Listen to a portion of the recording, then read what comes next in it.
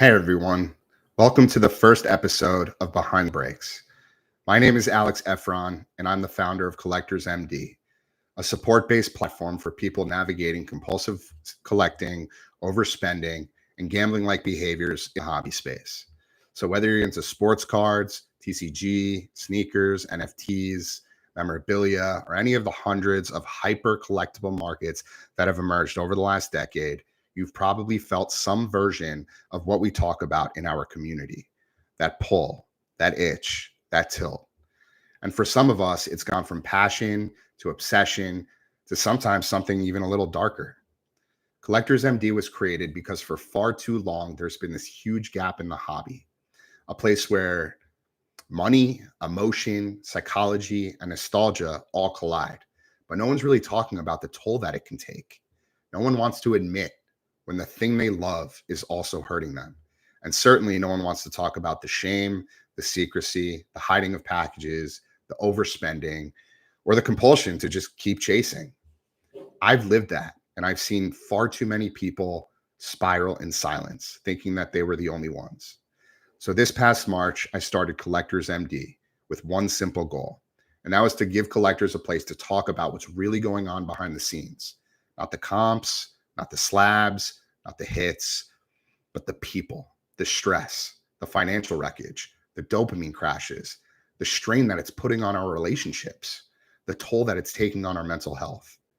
We started with just a few conversations, a small handful of people that were willing to show up and be real.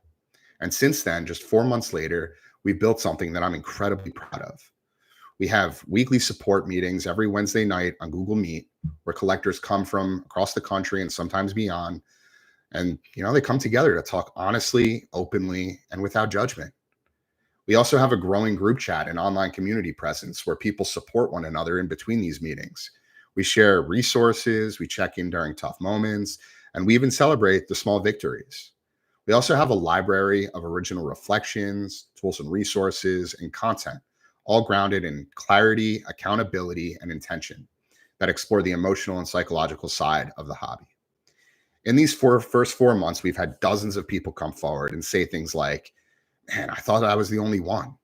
This group has finally helped me stop ripping for the first time in years. And I finally had a conversation with my partner about what's really been going on." These are real people, real collectors, and a lot of them are lifelong hobbyists. Others are new and already feeling that sense of burnout. Some are still deep in it, others are rebuilding. But all of them have found a safe space through Collectors MD, a space that didn't exist before. We've also partnered with behavioral health organizations like Birch's Health, who offer clinical support for gambling and compulsive behavior, as well as Gamban, who provides self-exclusion tools for people looking to take a break from hobby apps, marketplaces, and gambling platforms. These partnerships allow us to support people not just emotionally, but practically. They give our community real tools.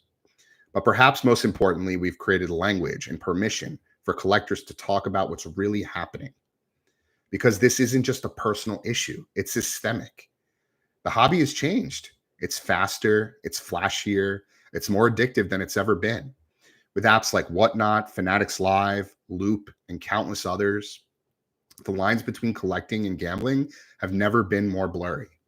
You've got things like hit drafts, team breaks, razzes, mystery repacks, all sold with casino-like mechanics and psychology. You've got bells, timers, limited spots, FOMO, people saying things like only one team left, or biggest hit of the night, or this is a value break. It's a can't miss break. You got to join. It's not a coincidence. These platforms are engineered to keep you chasing, not collecting. And yet there's almost zero regulation. There's no disclaimers, there's no warnings, and there's no education.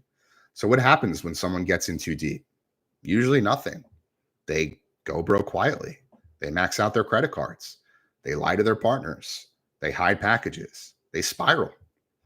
And they think, they're just bad at collecting or bad at investing, or worse, that they're weak. But what if we named the problem? What if we created a movement that was rooted in recovery, not from collecting, but from compulsive, destructive behaviors within collecting? That's what Collectors MD is here to do. So where are we headed? Over these next few months, we're working on several big things. We're expanding our weekly meeting attendance and making it even more accessible. This means adding occasional guest speakers, creating onboarding resources for new members, and potentially launching additional meeting times as demand continues to grow. We're also building out our professional referral network. We're connecting collectors with therapists, financial counselors, and support professionals who truly understand the hobby and can help them on a deeper level. We've already begun to talk to and onboard mental health providers in states like California, New York, and New Jersey, and we're going to keep going on that front. We're launching our first wave of educational and reform efforts. That includes things like creating resources around responsible messaging in the hobby, advocating for self-exclusion tools and spending limits on hobby platforms, and partnering with creators and breakers who are open to embedding healthier practices into their content. And lastly, we're growing our media presence. We launched a podcast called The Collector's Compass, where we talk to collectors, therapists, and creators about the intersection of hobby culture and mental wellness. And we've also been featured on publications like Collect, with more content partnerships on the horizon. And finally, our biggest goal, to normalize the conversation around compulsive collecting, to make it okay for someone to say, hey, I think I need help. And when they say that, there's actually a place where they can go. So if you've made it this far, I appreciate you.